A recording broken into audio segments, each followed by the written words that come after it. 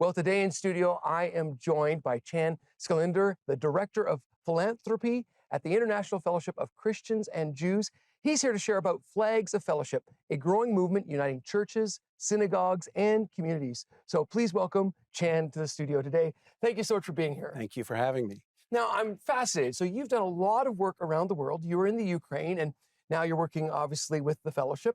So tell me a little bit about how that formed your heart for this unique issue with Christians and Jews. I was in Ukraine, and a guy came to me off the street, and he was the head of the Jewish Society in the city that we lived in. Okay. And he said, "Can I ask you to do something for me?" And I said, "Sure, what do you want me to do?" And he took me to the Jewish cemetery, and it was completely annihilated. It was vandalized and things were thrown all over the place. And he asked, "Could you help us fix this back up?" And so teams would come visit us as we were in the early days after communism. And we fixed up the Jewish cemetery. Okay. And what that did was it created a bridge of a relationship between us as Christians and the Jewish society within Ternopil, which was the city I lived in Ukraine. Yeah, and I think that's interesting because I think right now there's a lot of volatility and a lot of misunderstanding around what's happening in the world and the tensions that are happening there. And so I'm just curious about your perspective on what you see is happening and what you're doing to maybe answer and address some of the issues we're facing today. Yeah, I mean, obviously, there's a great narrative right now that the Jewish diaspora, unfortunately, is being lumped in with the actions of government forces and that Right. sort of thing. And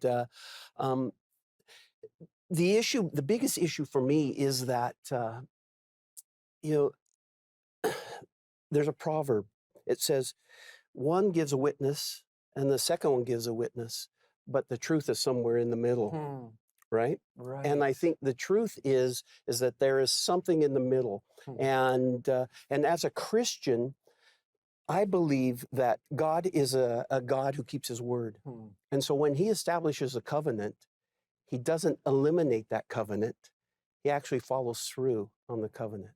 So as a person who believes in Jesus Christ and in the new covenant, I don't believe that God has done away with the old covenant, but Jesus has fulfilled. Well, and for me, that's so important because I do think sometimes we make the issue about politics and Yes. even religion when really it's about people. And the cool thing I love about God is he loves all people and he has a plan for all of us. And so, okay, so in light of that, October 7th obviously is a historical event that is deeply embedded into our minds and hearts and thoughts. It was a devastating loss for Israel.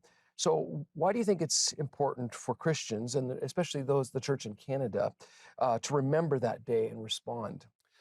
Yeah, I think that, I mean, the history of the Jewish people is 3,000 years of persecution. Right. It's not just a moment. That's right. Right? And so we need to keep remembering what has happened to them. And October 7th was a reminder that they're in a spiritual battle and that people want to destroy them as a people.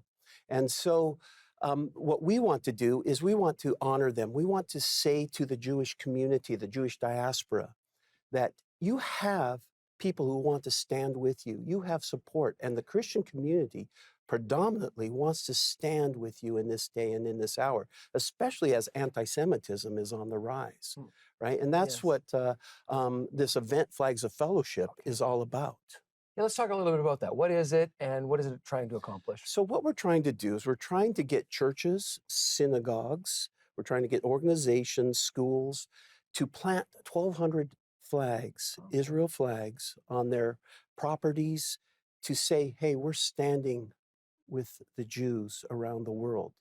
And last year we did this, and we had over 200 events around North America.